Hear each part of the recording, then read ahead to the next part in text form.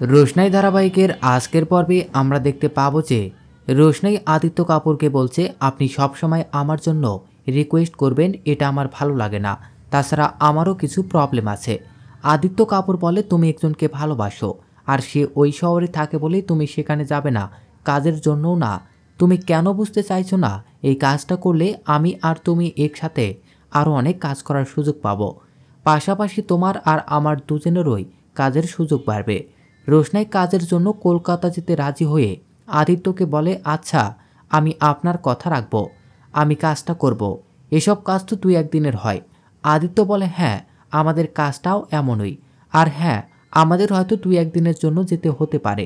তুমি সে অনুযায়ী রেডি থাকো, আমি ওনাদের কনফার্ম করে দিচ্ছি। এদিকে ছোটু আর মাধবী দুপুরের খাবার বাড়িতে খাবে বলে খাওয়ার টেবিলে যায়, কিন্তু গিয়ে দেখতে পায় লালন না খেয়ে উঠে পড়েছে। ছোটু জিজ্ঞেস করলে বড় বৌদি বলে, লালন খেতে বসছিল আর ওরা ওর সাথে তামাশা শুরু করেছে।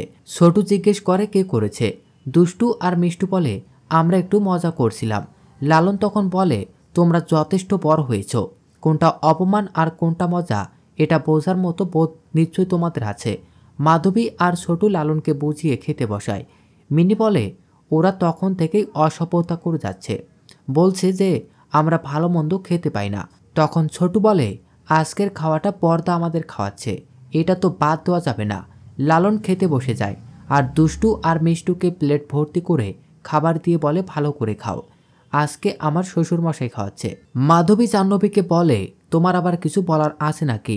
এ কথা শুনে তনুশ্রী বলে, তুমি তো এবারের কেউ হও না, তাহলে এত কেন বলছো? কথাটা শুনে ছোটু বলে, এখন হয়তো কেউ হই না, কিন্তু কিছুদিনের মধ্যেই এবারেরই একজন হয়ে উঠব, কারণ আমরা বিয়ে করব। এদিকে গরিমা আরণ্যকের বাবাকে দিয়ে স্ট্যাম্প পেপার রেডি করে, যেখানে লেখা থাকে আগামী 7 দিনের মধ্যেই গরিমাকে নিয়ে বিদেশ চলে যাব আর রোশনাইয়ের সাথে যোগাযোগ থাকবে না। আরণ্যক গরিমাকে বলে, আমি তোমাকে বলেছি, তাহলে এসব করে কেন সকলের সামনে আমাকে ছোট করছো? গরিমা বলে, কারণ আমি তোমাকে আর বিশ্বাস করি না। শিরঙ্কমা গরিমাকে বলে, আমি বারবার তোমাকে বলেছিলাম এই ছেলেটা জীবনেও শুধরবে না, তুমি তো আমার কথা শুনলে না।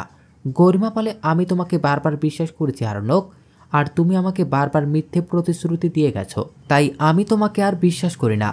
আরণ্যক গরিমাকে বারবার বলে, এভাবে আমাকে প্লিজ সবার সামনে অপমান করো না গরিমা। গরিমা তাও আরণ্যককে বারবার সই করার জন্য ফোর্স করতে থাকে। আরণ্যক পেন হাতে নিয়ে ভাবে, এমনিতেও তো রোশনাইয়ের সাথে আমার কোনো সম্পর্ক থাকবে না, তাহলে এই কাগজে সই করলেই কি আর না করলেই কি? আরণ্যক সইটা করে দিয়ে বলে, আমি একটু বাইরে যাচ্ছি, একটু নিঃশ্বাস নিতে, খোলা হাওয়ায়। আরণ্যকের মা বলে, একটু আগেই তো তুমি বাইরে থেকে আসলে।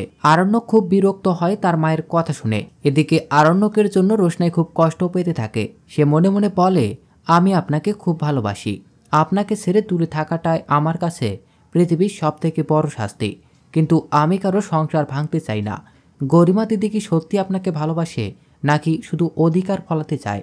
অন্যদিকে আরণ্যকও বসে বসে ভাবে, আমি তোমাকে সত্যি অনেক ভালোবাসি রোশনাই, আমি চাই তুমি ভালো থাকো। আমিও তো গরিমাকে নিয়ে ভালো থাকতে চেয়েছি, কই পারিনি তো।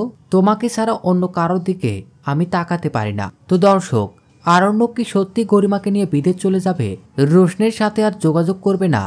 জানতে হলে চোখ রাখুন আগামী পর্বগুলোতে, এবং সর্বশেষ আপডেট সবার আগে পেতে আমাদের চ্যানেলটি সাবস্ক্রাইব করে পাশেই থাকুন।